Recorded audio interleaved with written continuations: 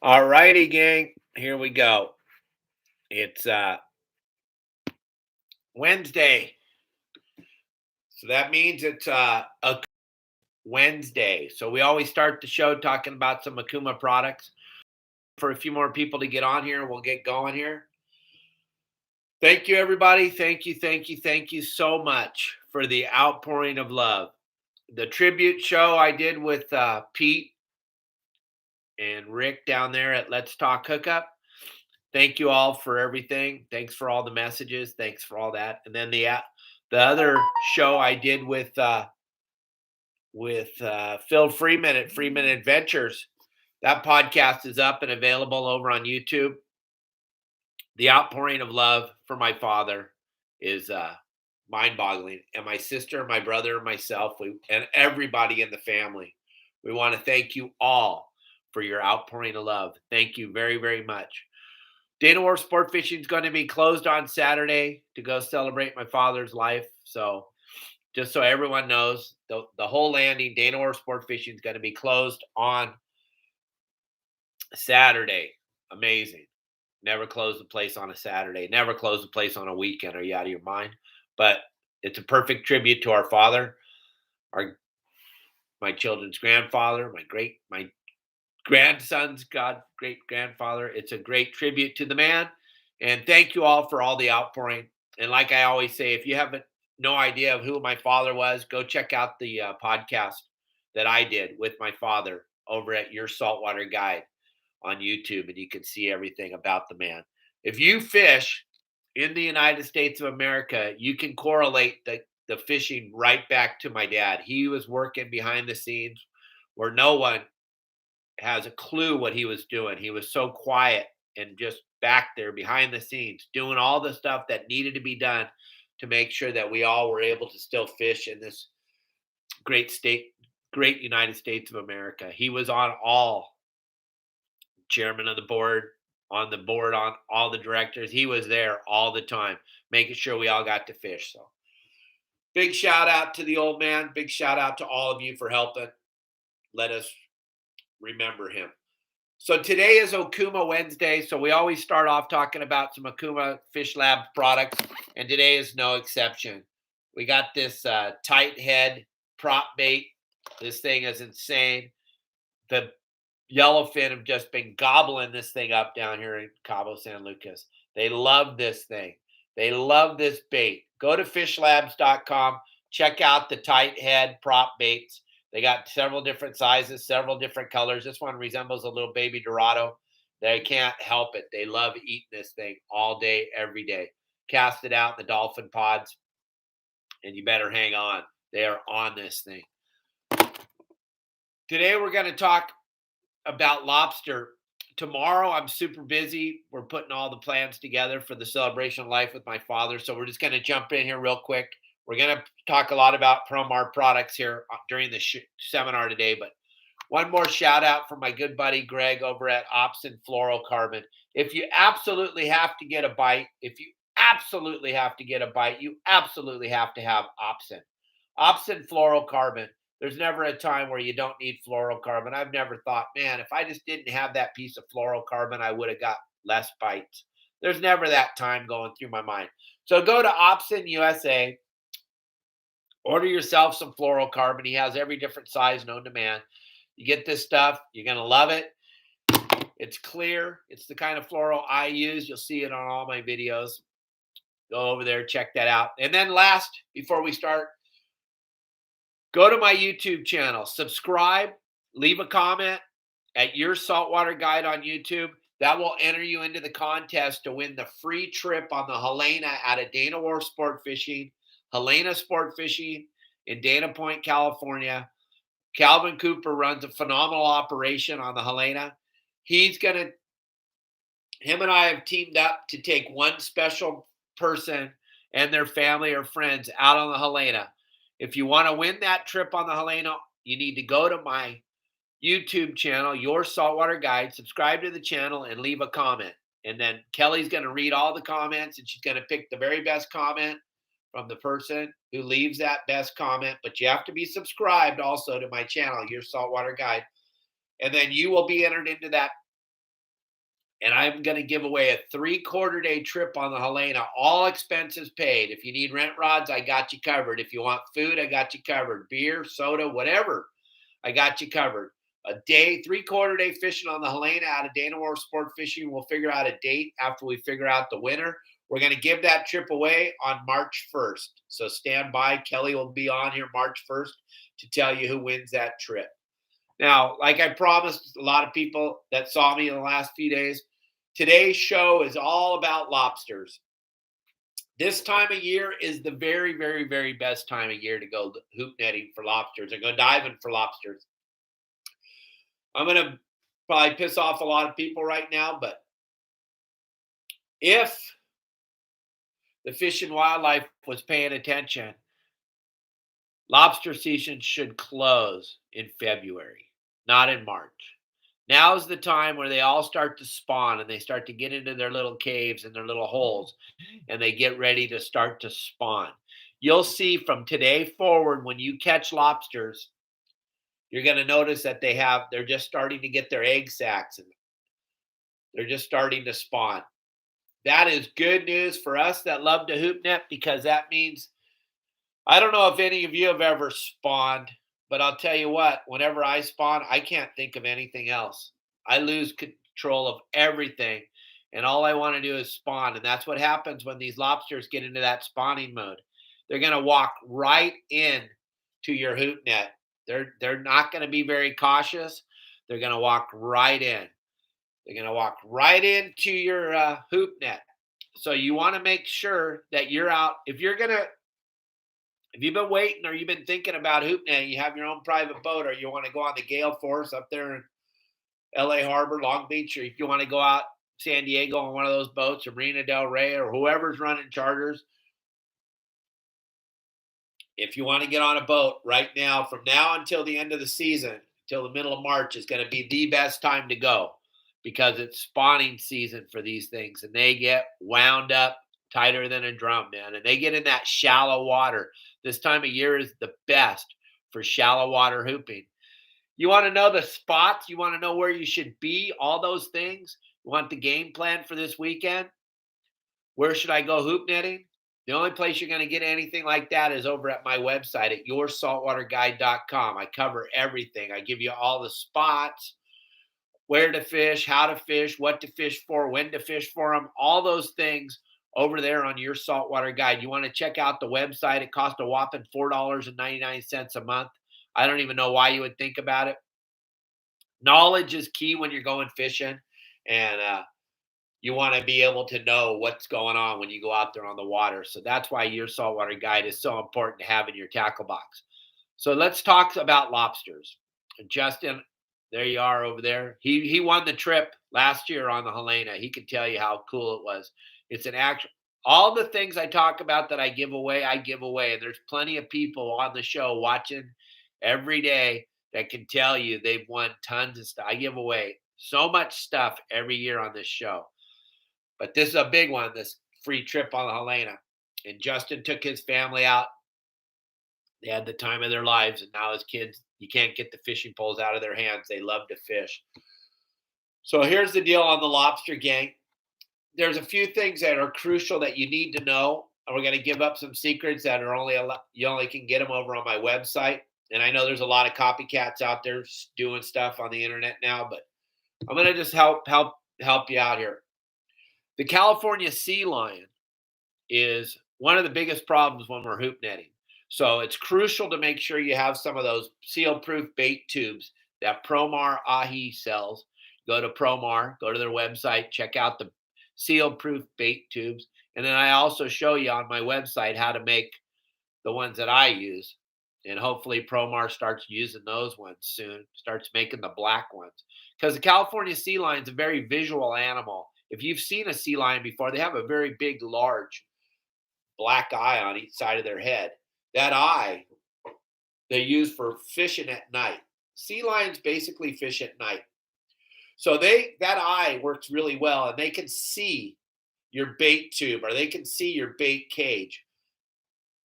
Once they distinguish that bait cage has food in it, like those of you that think you got to use salmon heads, you don't need salmon heads. We talked about it a few days ago on the show. Salmon heads are great bait for sea lions. They attract the sea lions right in. But man, they are a horrible bait to deal with, and you don't need them. You need some fresh mackerel, sardines, or anchovies. You need some fresh bait. It's super important to have fresh bait in your hoop net when you go lobster fishing. Why? I dealt with the aquarium in Long Beach when I was running the hoop net charters out of Danny's or out of Pier Point Landing, and I talked to a lot of the biologists in there and they said those big long antennas, they're there to pick up the electrical force coming off of the fish when it starts to decompose. We all have electrical force around us, and your bait that you're using is no exception. And that those big antennas will pick up the electrical field, and that's going to draw those lobsters to your hoop net. So that's why fresh bait works the best. And I know a lot of you use old, stinky, and you've done okay with that. But if you start trying this fresh bait, it's going to change what you catch. Using fresh bait is super crucial. Also, having spots, knowing where to go. I know you all have your one favorite spot, but man, what happens when you get to your favorite spot and someone else is already there? You better have some other spots to fish. So that's why I always suggest to have as many spots in your arsenal as you can. And where can I get all these spots? I wish they had something like this when I was hoop netting. Your saltwater guide has all the spots you need. Enough of your saltwater guide, though. Y'all know. Those of you that know, know. And those of you that don't know, you're never going. I don't know why I keep talking about it. Because there's so much cool information there, I guess. And I just want you all to have it. Just like other thing. Whenever I do something really cool, I want everybody to go try something really cool. That's why I keep pushing this website, because of all the bitch and stuff that it has on it. But back to what we were talking about. Have some spots and get out there early. Right now it gets dark so early. You want to get out there an hour at least before it gets dark and get your gear in the water. And you want to if you get to your spot and there's already somebody there, you better have time to get over to your second spot and get your stuff in the water. Why is it so important to get that stuff in the water earlier than later? Well, lobsters are nocturnal. They come out to feed at night. Okay? And they're hanging out in their holes, hiding out, waiting for the darkness to come. Why do they only come out at night? Because everything wants to eat a lobster. Calico bass, sand bass, sheephead, lingcod, white sea bass, black sea bass, moray eels, octopus. Pretty much everything wants to eat a lobster. And they don't want to get eaten, so they hang out in their little caves right until it gets dark. And then what happens right when it gets dark? They're going to go look for food. If you have your gear in the water an hour before it gets dark, that electrical force has been going off in the water. Their antennas are already locating where that food's at. Then once they hit that trail, and also the smell of the food, all those things play in. And then as soon as they feel comfortable and it feels dark, water's dirty, they're off. They're on their way to your hoop nets. That's why most of you do really, really good on your first or second set. And then it slows down after that because you moved your stuff off of that spot. You don't have that scent trail going. You don't have everything going that you had going for you when you first got there an hour before it got dark. So get out there as early as you can. Get your stuff in the water. Get fresh bait. Get your stuff in the water quick. If you've never tried it again, if you've never tried this hoop netting thing, it's a kick in the butt. It's so much fun. Take your friends and your family and get out there and go do it. Bring some steaks, barbecue on the boat, hamburgers, hot dogs, whatever, and go do this hoop netting thing. Most of the time it's done inside of harbors or on the front side of Catalina where it's flat, calm. So it becomes a really enjoyable night, and then you'll get a few lobsters. And I was just talking to my buddy Roger down there in Dana Point. He said right now they're getting on the boat at the dock, they're getting $23 a pound. So that means by the time it gets to you, it's going to be $35 a pound for lobsters. Holy mackerel. That makes it really worth it if you only catch one or two in a night. Oh my God, how bitchin' is that? You don't have to burn a lot of fuel, a lot of spots to fish inside of the harbors up and down the coast, right outside the breakwalls. So there's plenty of places to catch these lobsters. And then another false narrative that I read all the time. Throw back the big ones. They don't taste good. Are you out of your ever-loving mind? Don't throw back the big ones. They taste you know what the big ones taste like? They taste like lobsters. Yes, they do. Those big ones taste just like lobsters. You're not going to change. You're not going to save the planet. Back a legal lobster.